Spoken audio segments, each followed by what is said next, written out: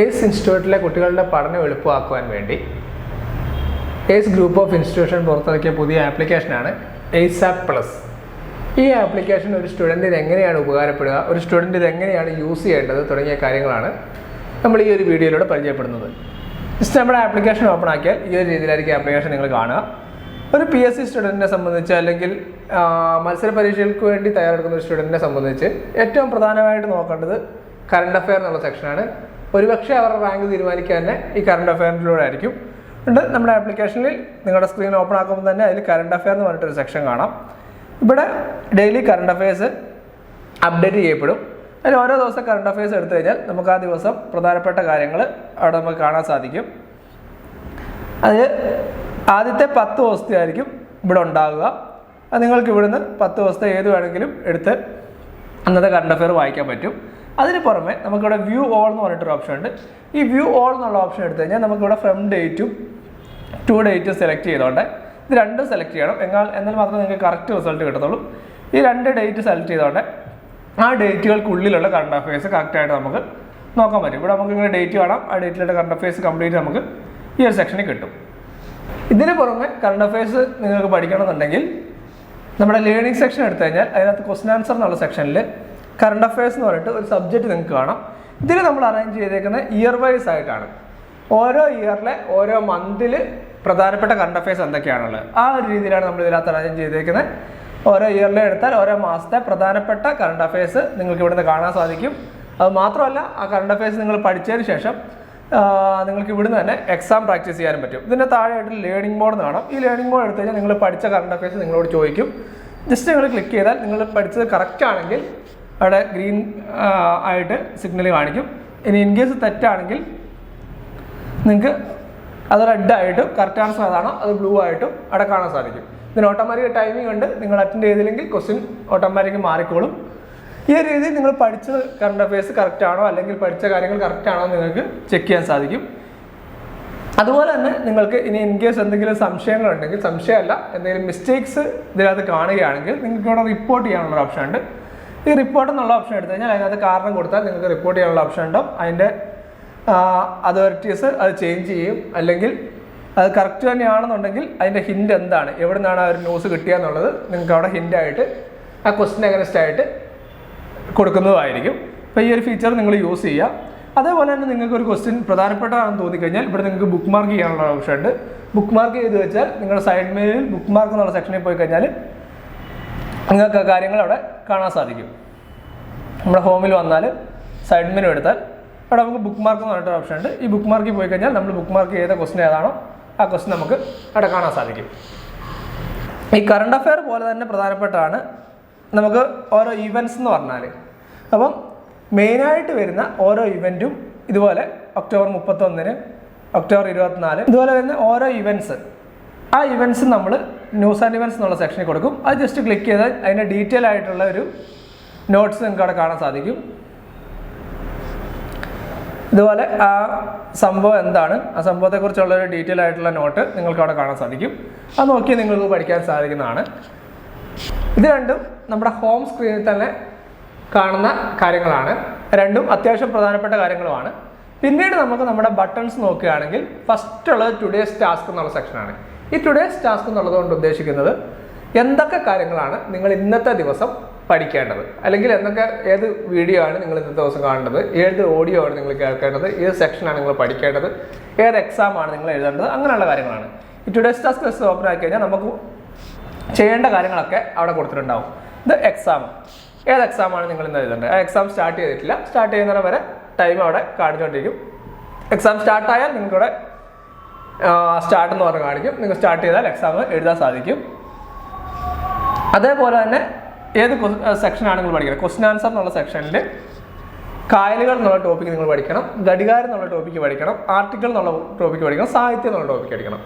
ഇത് നമ്മൾ ചെയ്യുന്നതെന്ന് പറഞ്ഞാൽ നിങ്ങൾക്ക് ഇപ്പോൾ കായലുകൾ എന്നുള്ള ടോപ്പിക്ക് പഠിക്കാൻ പറഞ്ഞാൽ അതിൽ എവിടെയാണ് നിങ്ങൾ തപ്പി കണ്ടുപിടിക്കുന്നതിന് പകരമായിട്ടാണ് ഈ ഒരു സെക്ഷൻ നിങ്ങൾക്ക് വേണ്ടി തരുന്നത്.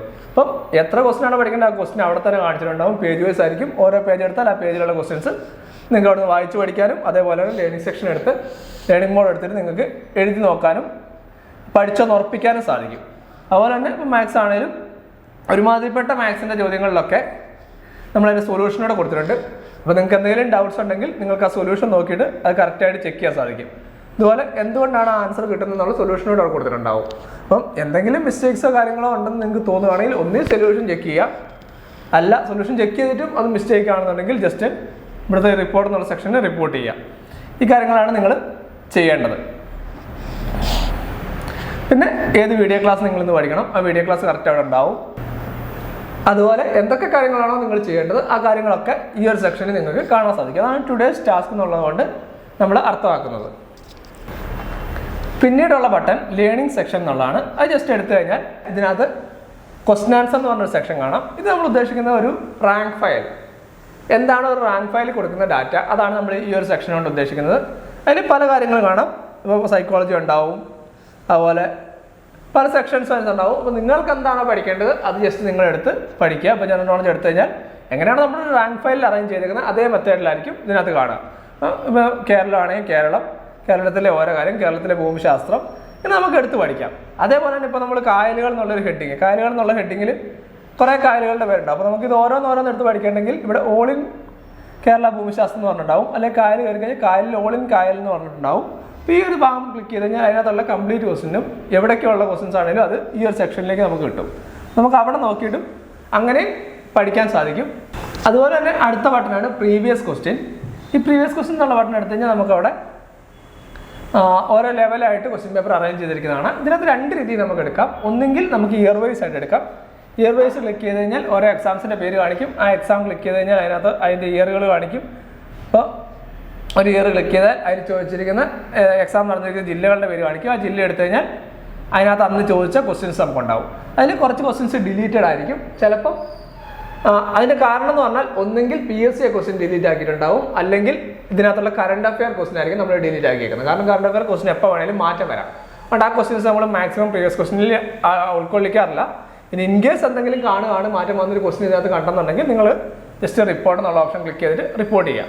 ഇത് മാത്രമല്ല, നിങ്ങളിത് പഠിച്ചു കഴിഞ്ഞാൽ നിങ്ങൾക്ക് ഇവിടെ പ്രാക്ടീസ് എന്ന് പറഞ്ഞിട്ട് ഓപ്ഷൻ ഉണ്ട്. ആ പ്രാക്ടീസ് കൊടുത്തു കഴിഞ്ഞാൽ ഈ ക്വസ്റ്റ്യൻ പേപ്പറിലുള്ള ക്വസ്റ്റ്യൻസ് ആയിരിക്കും നിങ്ങളോട് എക്സാം ആയിട്ട് ചോദിക്കുക. അപ്പോൾ ഈ പ്രാക്ടീസ് എന്നുള്ള ബട്ടൺ നിങ്ങൾക്ക് യൂസ് ചെയ്യാൻ സാധിക്കും. പിന്നെ ഏതൊരു സെക്ഷനിൽ കയറിയാലും നിങ്ങൾക്ക് അവിടെ ലേണിംഗ് മോഡ് കാണാം. ലേണിംഗ് മോഡ് എടുത്താൽ നോർമൽ ലേണിംഗ് സെക്ഷൻ ആയിട്ടാണ്. മാർക്കോ കാര്യങ്ങളൊന്നും നിങ്ങൾക്ക് ഉണ്ടാവില്ല. നിങ്ങൾക്ക് പഠിച്ച കാര്യങ്ങളൊന്നും ചെക്ക് ചെയ്യുക എന്നുള്ളതാണ്. പക്ഷേ പ്രാക്ടീസ് എന്നുള്ളതാണെങ്കിൽ നിങ്ങൾക്ക് കറക്റ്റ് ഒരു എക്സാം അറ്റൻഡ് ചെയ്യുന്ന അതേ ലെവലിൽ തന്നെ എക്സാംസ് പ്രാക്ടീസ് ചെയ്യാൻ സാധിക്കും. ആണ് അത് തമ്മിലുള്ള വ്യത്യാസം. ഈ ലേണിംഗ് മോഡ് എന്നുള്ളത് എല്ലാ സെക്ഷൻസിലും നിങ്ങൾക്ക് കിട്ടും. ഏത് സെക്ഷൻ നിങ്ങൾ കയറിയാൽ ലേണിംഗ് മോഡ് നിങ്ങൾക്ക് യൂസ് ചെയ്യാൻ സാധിക്കും. ഈ പ്രീവിയസ് ക്വസ്റ്റ്യനിൽ തന്നെ വരുന്ന വേറെ സെക്ഷനാണ് സബ്ജക്റ്റ് വൈസ് എന്നുള്ളത്. ഇത് തമ്മിലുള്ള വ്യത്യാസം എന്താണെന്ന് വെച്ചാൽ, നിങ്ങളിപ്പം മാത്സിലാണ് വീക്കെങ്കിൽ നിങ്ങൾക്ക് മാത്സിൻ്റെ ക്വസ്റ്റ്യൻസ് മാത്രം പഠിച്ചാൽ മതി. ബാക്കിയുള്ള ക്വസ്റ്റ്യൻസ് നിങ്ങൾക്ക് വേണ്ടാന്നുണ്ടെങ്കിൽ നിങ്ങൾക്ക് സബ്ജക്റ്റ് സെലക്ട് ചെയ്യാം. ഇപ്പം മാത്തമാറ്റിക്സ് സെലക്ട് ചെയ്ത് ലോവർ ഡിവിഷൻ ക്ലർക്ക് സെലക്ട് ചെയ്ത് ഇവിടെ ലോവർ ഡിവിഷൻ ക്ലർക്ക് LDC എന്നുള്ള ഓൾ എന്നുള്ള ഓപ്ഷൻ കൊടുത്തു കഴിഞ്ഞാൽ ആ ലോവർ ഡിവിഷൻ ക്ലർക്കിൽ ഇന്നേ വരെ മാത്സ് ചോദിച്ചിരിക്കുന്ന കംപ്ലീറ്റ് ക്വസ്റ്റ്യൻസ് നിങ്ങൾക്ക് കിട്ടും. ഇതിനകത്ത് മാത്സിൻ്റെ ചോദ്യം മാത്രം ഉണ്ടാകത്തുള്ളൂ. അപ്പോൾ നിങ്ങൾക്ക് ഇതെടുത്തിട്ട് ഓരോ പേജ് വൈസ് എടുത്ത് പഠിക്കാൻ സാധിക്കും. ആ മാത്സിൽ മാത്രം ഇത് പ്രീവിയസ് ആയിട്ട് ചോദിച്ചിരിക്കുന്ന ക്വസ്റ്റ്യൻസ് ഒക്കെ നിങ്ങൾക്ക് പഠിക്കാനും അത് ലേണിംഗ് മോഡ് എടുത്ത് പ്രാക്ടീസ് ചെയ്യാനുള്ള ഓപ്ഷനാണ് ഈ ഒരു സെക്ഷൻ കൊണ്ട് ഉദ്ദേശിക്കുന്നത്. പിന്നീടുള്ള രണ്ട് കാര്യങ്ങൾ ഞാൻ ഒരുമിച്ച് പറയുകയാണ്. ഈ SCRT ക്വസ്റ്റ്യൻ എന്നുള്ള സെക്ഷനും SCRT നോട്ട്സ് എന്നുള്ള സെക്ഷനും. നമുക്കറിയാം ഇപ്പോൾ SCRTക്ക് ഭയങ്കര പ്രാധാന്യമുണ്ട് നമ്മുടെ എക്സാംസിൽ. അപ്പോൾ SCRT ക്വസ്റ്റ്യൻസ് എന്നുള്ള സെക്ഷൻ എന്ന് പറഞ്ഞു കഴിഞ്ഞാൽ 5 തൊട്ട് 10 വരെയുള്ള ഓരോ ക്ലാസ്സുകളിലും SCRT ബുക്സിൽ നിന്നുള്ള ക്വസ്റ്റ്യൻസ് ആണ് നമ്മളിവിടെ അറേഞ്ച് ചെയ്തിരിക്കുന്നത്. അത് ടോപ്പിക് വൈസ് ആണ് നമ്മൾ അറേഞ്ച് ചെയ്തിരിക്കുന്നത്. സയൻസ്, ഇന്ത്യ, ഇൻഫർമേഷൻ ടെക്നോളജി, സാമ്പത്തിക ശാസ്ത്രം, ചരിത്രം, ഈ ഒരു രീതിയിലാണ് ഇതിനകത്ത് ക്വസ്റ്റ്യൻസ് അറേഞ്ച് ചെയ്തിരിക്കുന്നത്. അതിലുള്ള ക്വസ്റ്റ്യൻസ് കംപ്ലീറ്റ് നമുക്ക് ഇവിടെ കിട്ടും. നമുക്ക് ആ ക്വസ്റ്റ്യൻസ് പഠിക്കാൻ സാധിക്കും. ഈ ഒരു രീതിയിലാണ് SCRT ക്വസ്റ്റ്യൻസ് എന്ന് പറഞ്ഞു കഴിഞ്ഞാൽ. SCRT ക്വസ്റ്റ്യൻസ് എന്ന് പറഞ്ഞു കഴിഞ്ഞാൽ ഈ ഒരു രീതിയിൽ ക്വസ്റ്റ്യനും ആൻസറും ആയിട്ടായിരിക്കും നിങ്ങൾക്ക് അവൈലബിൾ ആവുക. ലേണിംഗ് മോഡ് എടുത്ത് നിങ്ങൾക്ക് ചെക്ക് ചെയ്യാനുള്ള അവസരമുണ്ട്. അതും SCRT നോട്ട്സും തമ്മിലുള്ള വ്യത്യാസം എന്ന് പറഞ്ഞാൽ, SCRT നോട്ട് എന്ന് പറഞ്ഞു കഴിഞ്ഞാൽ ഇതുപോലെ തന്നെ ക്ലാസ് വൈസ് ആണ് അറേഞ്ച് ചെയ്തിരിക്കുന്നത്. പക്ഷേ ഓരോ ചാപ്റ്റർ വൈസ് ആണ് നിങ്ങൾക്ക് കിട്ടുക. ഇപ്പോൾ SCRT നോട്ട്സിൽ SCRT text book select ചെയ്യുക. സോഷ്യലാണ് നിങ്ങൾ സെലക്ട് ചെയ്യുന്നതെങ്കിൽ സോഷ്യൽ എടുക്കുക. സോഷ്യൽ എടുത്താൽ അതിനകത്ത് 10ാം ക്ലാസ്സിലെ സോഷ്യലിലെ 1ാമത്തെ ചാപ്റ്റർ, 2ാമത്തെ ചാപ്റ്റർ, 3ാമത്തെ ചാപ്റ്റർ എന്ന് പറഞ്ഞാൽ ഓരോ ചാപ്റ്റർ വൈസ് നിങ്ങൾക്ക് കാണാം. ഇതിലൊരു ചാപ്റ്റർ നിങ്ങൾ സെലക്ട് ചെയ്യുകയാണെങ്കിൽ ആ ചാപ്റ്ററിൽ ഒരു സ്റ്റുഡൻറ്റ് പഠിക്കേണ്ട കാര്യങ്ങൾ എന്തൊക്കെയാണോ ആ കംപ്ലീറ്റ് കാര്യങ്ങളും പോയിന്റ് ആക്കിയിട്ട് ഇതിനകത്ത് കൊടുത്തിരിക്കുന്നതാണ്. നിങ്ങൾക്ക് വായിച്ച് പഠിക്കാൻ സാധിക്കും. ഇതിൽ പ്രധാനപ്പെട്ട എന്തെങ്കിലും ഉണ്ടെങ്കിൽ നിങ്ങൾക്ക് ഇതുപോലെ അതൊരു ചതുരത്തിലോ അല്ലെങ്കിൽ എന്തെങ്കിലും ഒരു സൈനായിട്ട് കൊടുത്തിരിക്കുന്നത് കാണാം. ഇമേജസും കാര്യങ്ങളൊക്കെ ഉണ്ടാവും. ഏകദേശം ആ ഒരു ചാപ്റ്ററിലുള്ള കംപ്ലീറ്റ് ക്വസ്റ്റ്യൻസ് ഇതിനകത്തുണ്ടാവും. ഈ ഒരു സെക്ഷൻ പഠിച്ചാൽ തന്നെ നിങ്ങൾക്ക് ആ ചാപ്റ്ററിൽ നിന്ന് വരാവുന്ന എല്ലാ ക്വസ്റ്റ്യൻസിനും ആൻസർ ചെയ്യാൻ സാധിക്കും. എന്നിട്ട് ഈ ക്യാപ്സ്യൂൾസ് എന്നുള്ള ഭാഗം നിങ്ങൾക്കറിയാം ക്യാപ്സ്യൂൾ എന്ന് പറഞ്ഞാൽ എന്താണെന്ന്. കാരണം ഇപ്പോൾ നദികൾ എന്നാണെങ്കിൽ അതിലെ നദികളുടെ പ്രധാനപ്പെട്ട എല്ലാ പോയിന്റ്സും അതിനകത്തുണ്ടാവും. അതായത് ഇന്ത്യയിലെ ഏറ്റവും വലിയ നദി, ഏറ്റവും ചെറിയ നദി, കേരളത്തിലെ ഏറ്റവും വലിയ നദി, ഏറ്റവും ചെറിയ നദി, വലിപ്പം കൂടിയ നദി, വലിപ്പം കുറഞ്ഞ നദി, ഇങ്ങനെയുള്ള ആ നദിയെക്കുറിച്ചുള്ള കംപ്ലീറ്റ് കാര്യങ്ങളും ഒറ്റ നോട്ടായിട്ട് നിങ്ങൾക്കുണ്ടാവും. അല്ല ഇപ്പോൾ കായലുകളാണ് കായലുകളെക്കുറിച്ച്, അല്ലെങ്കിൽ ചുരങ്ങളാണ് ചുരങ്ങളെക്കുറിച്ചുള്ള പ്രധാനപ്പെട്ട ചോദ്യങ്ങളൊക്കെ ഒറ്റ സെക്ഷനായിട്ടുണ്ടാവും. നിങ്ങൾ അല്ലാതെ പഠിക്കണമെന്നുണ്ടെങ്കിൽ പല സ്ഥലങ്ങളിലായിട്ട് പോയി പഠിക്കണം. അതിനുവേണ്ടിയാണ് ക്യാപ്സ്യൂൾ എന്നുള്ള ഒരു സെക്ഷൻ നിങ്ങൾക്ക് അറേഞ്ച് ചെയ്യുക. ഇത്രയും കാര്യങ്ങളാണ് നമ്മുടെ ലേണിംഗ് സെക്ഷൻ എന്നുള്ള ബട്ടണിൽ നിങ്ങൾക്ക് അവൈലബിൾ ആവുക. പിന്നീടുള്ള OMR പ്രാക്ടീസ് എന്നുള്ള സെക്ഷനാണ്. അത് നിങ്ങൾക്ക് ജസ്റ്റ് OMR എക്സാംസ് പ്രാക്ടീസ് ചെയ്യാൻ വേണ്ടി കൊടുത്തിരിക്കുന്ന ഒരു ഓപ്ഷനാണ്. അതിനകത്ത് ക്ലിക്ക് ചെയ്താൽ നിങ്ങൾക്ക് OMR എക്സാംസ് വെറുതെ പ്രാക്ടീസ് ചെയ്ത് നോക്കാൻ സാധിക്കും. പിന്നെയുള്ളത് പ്രിലിംസ് എന്നുള്ള സെക്ഷനാണ്. ഈ പ്രിലിംസ് എന്നുള്ള സെക്ഷനിൽ നമ്മുടെ ഓരോ എക്സാമിൻ്റെയും പ്രിലിം സെക്ഷൻസ് ആണ് നമ്മൾ അറേഞ്ച് ചെയ്തിരിക്കുന്നത്. ഇപ്പോൾ 10th പ്രിലിംസ് ആണെങ്കിൽ അതെടുത്താൽ ഫസ്റ്റ് നിങ്ങൾക്ക് അതിൻ്റെ സിലബസ് കാണാം. സിലബസ് കംപ്ലീറ്റ് വായിക്കണമെങ്കിൽ വായിക്കാം. അതിൻ്റെ മാർക്കും കാര്യങ്ങളൊക്കെ അവിടെ കൊടുത്തിട്ടുണ്ടാവും. ലേണിംഗ് മോഡ് എടുത്തു കഴിഞ്ഞാൽ അവിടെ എങ്ങനെയാണോ സിലബസിൽ പറഞ്ഞിരിക്കുന്നത് അതേ രീതിയിൽ നമ്മൾ അറേഞ്ച് ചെയ്തിരിക്കുന്നത് നിങ്ങൾക്ക് കാണാൻ സാധിക്കും. അതിൽ ജനറൽ നോളജ് ആണെങ്കിൽ ജനറൽ നോളജിലെ ഓരോ സെക്ഷൻസ്, ആ ഓരോ സെക്ഷനിലും PSC പറഞ്ഞേക്കുന്ന എന്തൊക്കെ ഹെഡിങ്സ് ആണോ ആ ഹെഡിങ്സ് അതിലുള്ള ക്വസ്റ്റ്യൻസ്. ഈ രീതിയിലാണ് 10th പ്രിലിംസിലെ ഏത് സെക്ഷൻ ആണെങ്കിലും നമ്മൾ അറേഞ്ച് ചെയ്തിരിക്കുന്നത്. അത് തന്നെയല്ല, നിങ്ങൾക്ക് ഇവിടുന്ന് സ്ക്രീനിങ് ടെസ്റ്റ് എടുത്താൽ പ്രിലിംസിലെ സിലബസ് പ്രകാരമുള്ള ഒരു എക്സാമും നിങ്ങൾക്ക് എഴുതാൻ സാധിക്കും.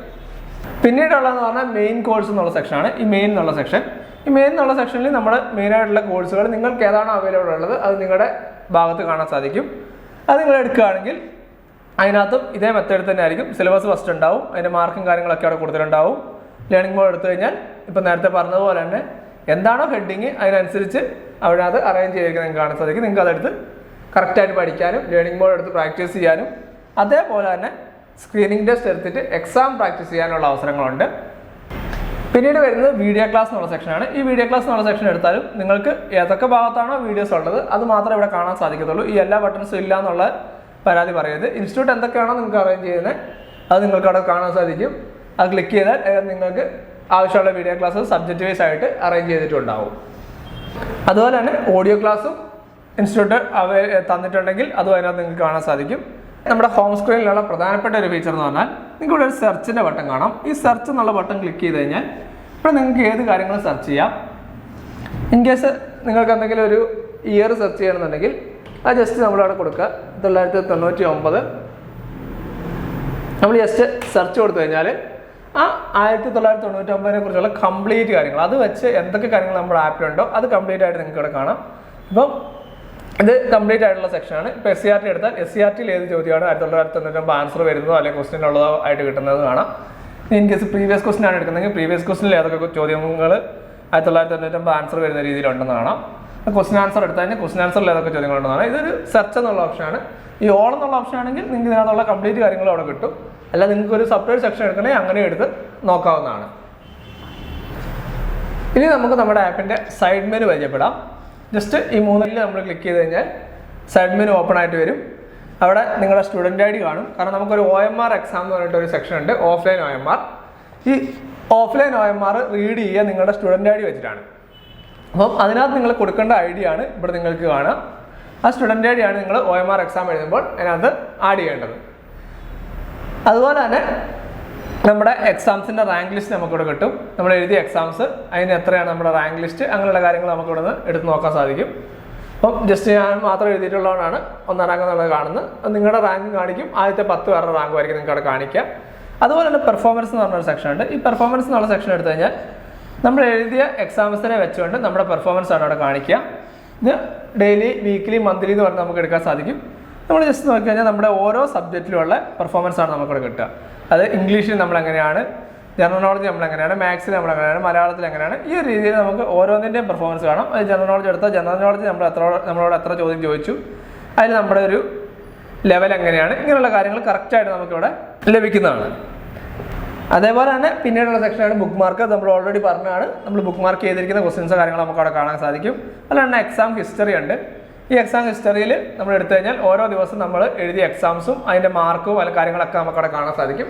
ഇതിൻ്റെ ഗുണം എന്ന് പറഞ്ഞു കഴിഞ്ഞാൽ നമ്മൾ ഒരു എക്സാം എഴുതി നമ്മൾ ചിലപ്പോൾ ഒരു 6 മാസം പഠിച്ചതിന് ശേഷം നമുക്ക് ഓരോ എക്സാമിൽ തെറ്റിയ ആൻസേഴ്സ് മാത്രം നമുക്ക് ഒന്നുകൂടെ പഠിക്കണം എന്നുണ്ടെങ്കിൽ നമുക്ക് ഈ ഡേറ്റ് വൈസ് ഇവിടെ നിന്ന് സെർച്ച് ചെയ്തെടുക്കാൻ സാധിക്കും.